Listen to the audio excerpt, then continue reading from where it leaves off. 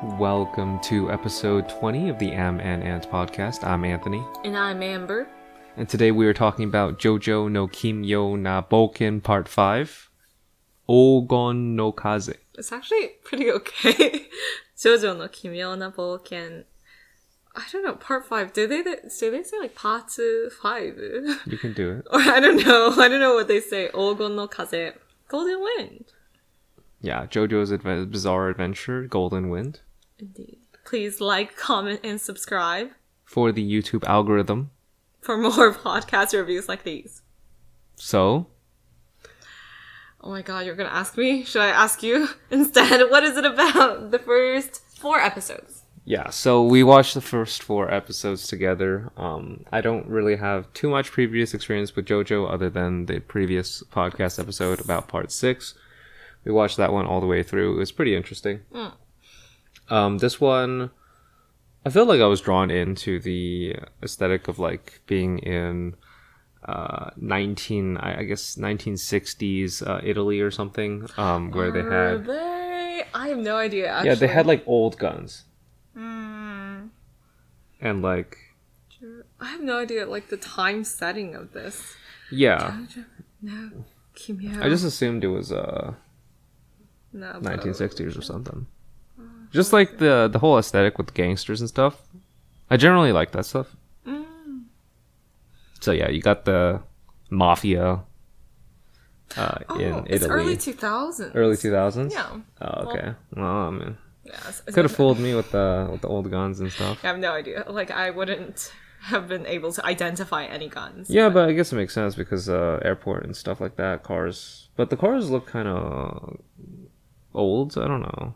Or is it just like European? Maybe European. Yeah, I don't really know. It's like, yes, I feel like I've traveled to Italy before, but it's like, I don't actually know. We just like drove like normal cars. We drove an SUV there. Something along those lines. Anyways, but yeah, the aesthetic is kind of like old school, but at the same time, like, the fashion of JoJo just like pervades, so then you can't really even tell. It's like, it's not real life, clearly.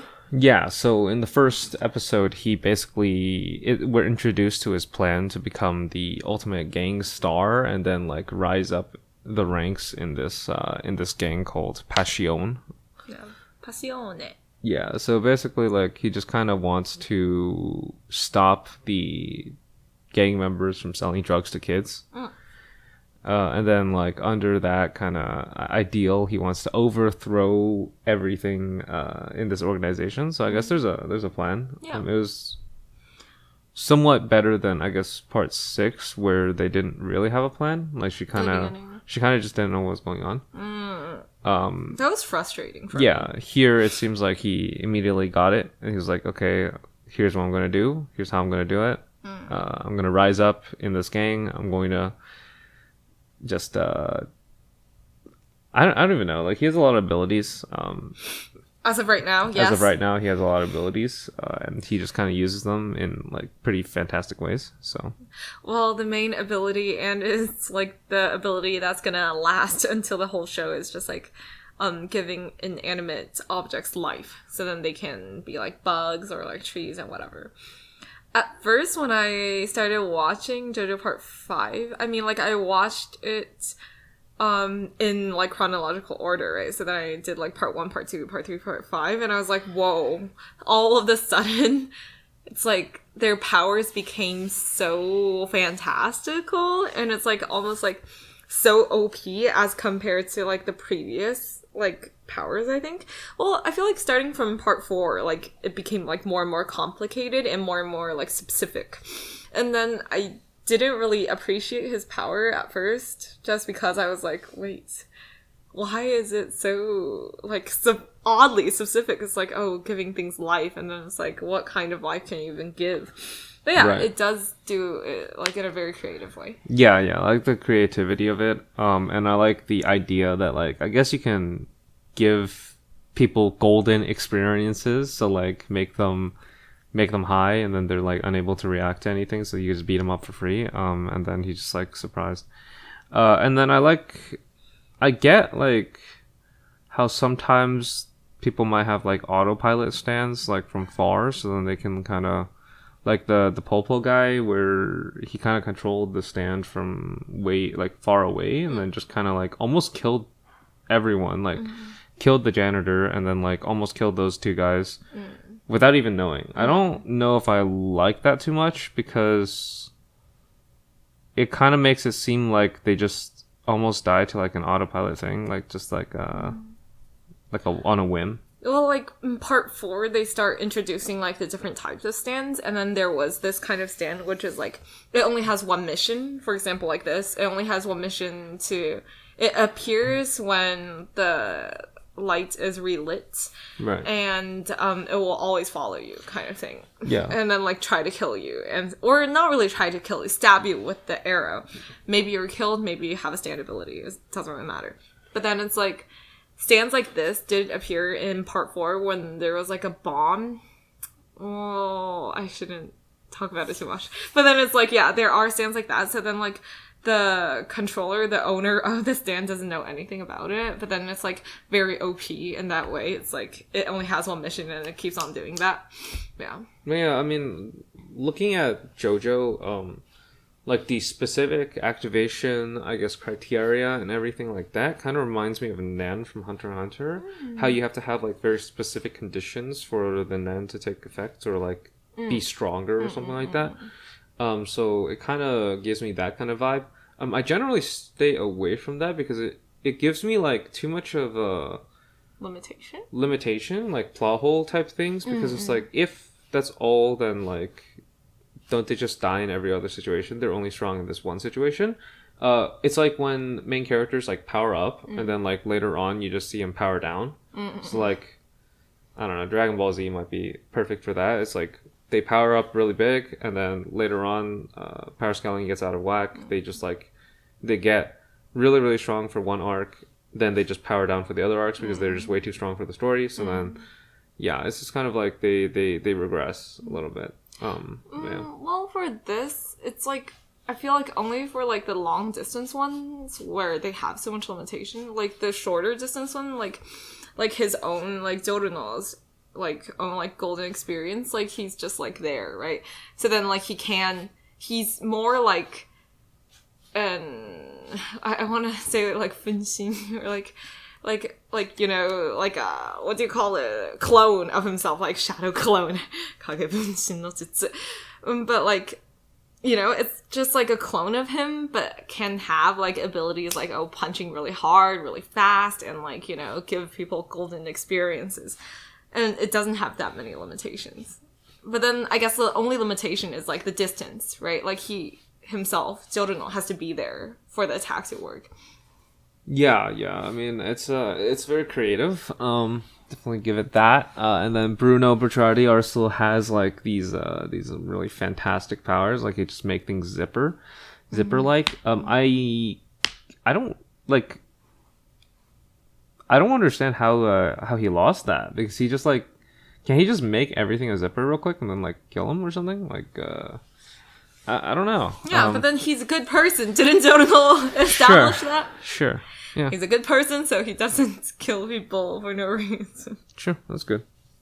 No, I feel like the character writing of Jojo has always been like very confusing. It's like, Bucciarati in the beginning, he was like, yes, I'm gonna like, you know, find the traitor. You lied to me. I'm gonna kill you. And then it's like, oh, we're gonna work together. Yes, I will love you like family, kind of. Yeah. This character writing is a little all over the place. It is. It is always. Yeah, it's just it's a good time. I don't. Yeah, you don't really take JoJo too seriously. You just kind of just enjoy all the different coloring and stuff like that. Like the colors are fantastic. The colors are crazy. Yeah, it's just like it just goes all over the place. So I just kind of like that.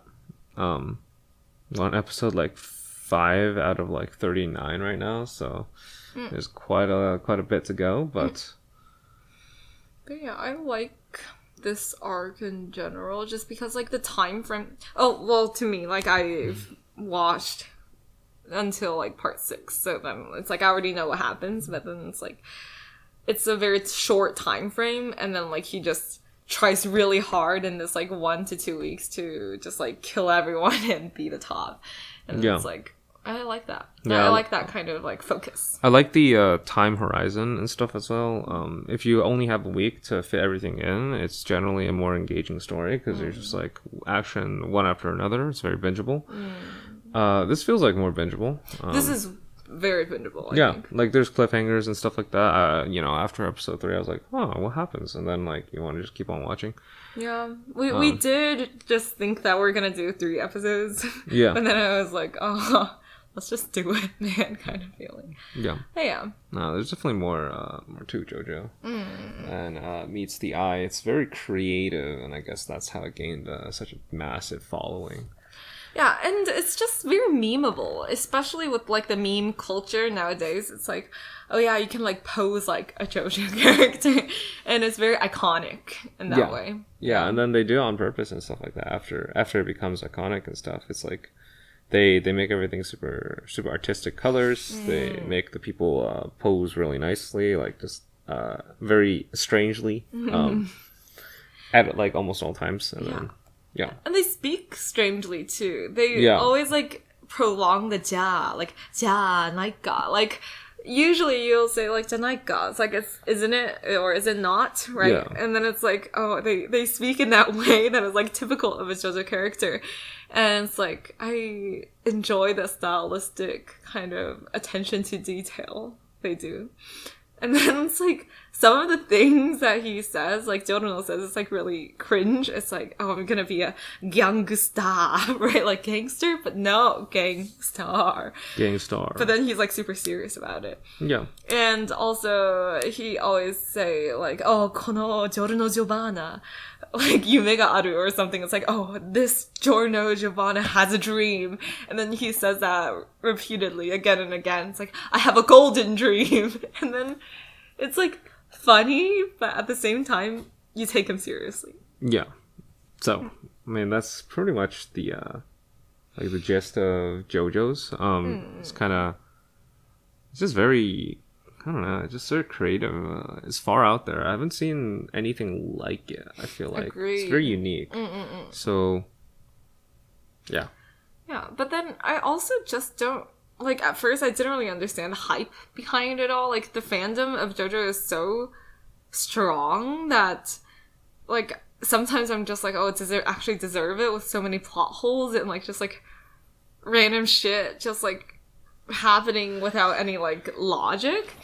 But yeah, what do you think as, like, a person who's not really in the fans? There's a ton of random stuff that happens in JoJo. It just seems like, I still don't really get it. I'm still more of like the skeptical? Yeah, I'm more in the I don't know, shonen type things, like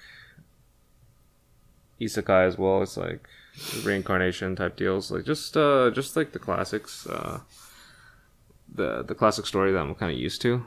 So that I enjoy those. But yeah, for JoJo, it's like it keeps you engaged. You kind of have to pay attention to what's going on. There's a lot of details that you might miss. Such as like when there were 3 bananas instead of 2. Like if you hadn't pointed that out, I'd be like, "What's different?" Like I don't even know.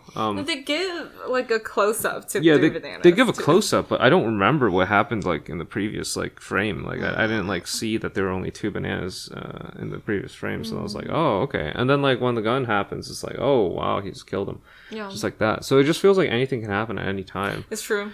So it just feels very like you have to just be on your toes with JoJo. It's like you could just. He's not afraid of killing characters. Yeah, so pretty much that. I mean, there's anything can happen at any time, and then like there's a sort of a adventure type element, bizarre adventure type element. It is truly.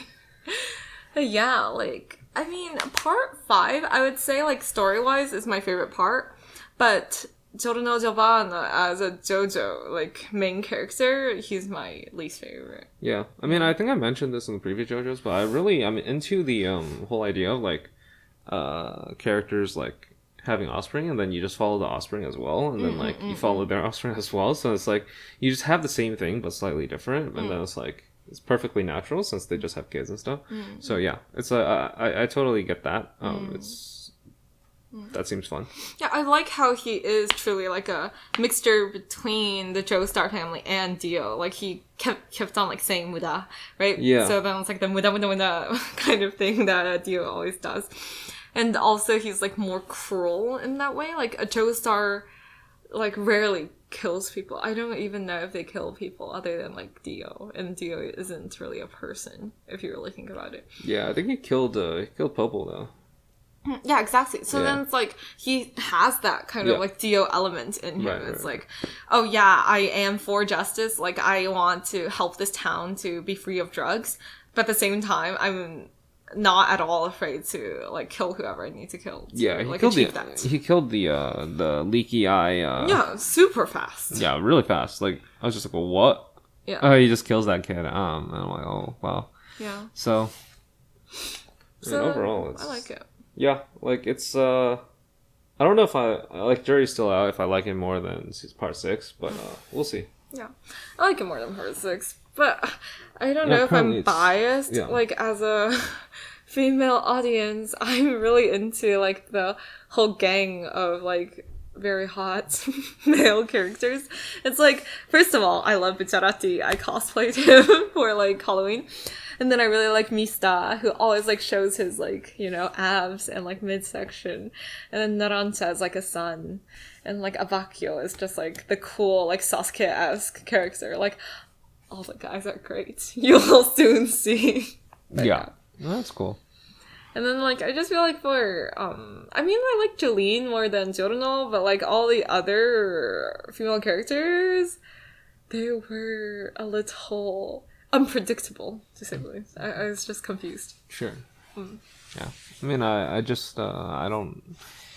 I think I like him because he's like kind of. He's cool. Like he is. Like he's just. Like he's like suave with the girls. He's like. Like people ask him for help and stuff. The whole time through. No, that's good. why I kind of don't like it, because it's like you don't really see him being vulnerable, being like, you know, freaking out. Like, no, he just like, he's very just like goal oriented, and he's like neise, meaning like calm and collected, kind of like cold, but then like he just does it, and it's like no, it just seems like he's a stone cold killer, and he like kills people, has a sense of justice, and he's like somewhat a serious character. He's a super serious character. So yeah. And then, like, he still does, like, the classic, like, whenever they actually encounter someone really strong, they just do, like... Apparently, they have done, like, more than 100 muda on, like, one page in one of the pages of, like, this part. It's like when he was, like, hitting someone, and it was like, and it's very satisfying, if you will. So, Oh, that's good. yeah, I like that. Yeah, I mean, it's good. So, I mean... What else is there to cover? I'm kind of... we only watched 4 episodes, Yeah, and then like we don't even like see like my main people. It's like Mista and like all his like gun pistol things. Are all the JoJo characters this serious though? No. Part 2 is super not serious. Oh right, the yeah, it's the like runaway, yeah. He's super not serious. And also part 4 he's not serious. Right. I mean, part 4, like, he's the son of the part 2 person, you know? And then it's like he exhibits that kind of, like, happy-go-lucky, and it's like, I'm just chilling kind of personality. Right. And then, like, part 3 is, like, he's super serious, and then, like, Jono is super serious. Maybe it's, like, the Dio thing. Maybe it's, like, childhood trauma that we saw. Yeah. Jotaro Kujo. Yeah, the childhood trauma kind of is, like, yeah, I mean, it makes sense. It was good. Like, you gotta see that he was watching with facial expressions and stuff like that, because like at any moment he just gets slapped. Yeah, you gotta be on edge a lot. You gotta be very nervous. But yeah, it's pretty good. Yeah. I mean, do we just kind of leave it at that? We can leave it at that, but yeah, because I feel like I just look at these characters and I want to like talk about all of them, but then I have to like stop. I'm just like, oh, that person's so OP, like that person's stand, I need to tell, but then I'm just like, no, I have to stop. But yes. Yeah. Well, I need to restrain myself. Yeah, so far it's pretty good. Yes. How should we rate it now or no? Not yet. Should I rate it right now? First 4 episodes? Yeah. Could. Okay. Strong Yeah. start. Give it like a 7. Okay. It was alright. Then we leave it at that. Sure. Bye-bye. See you guys.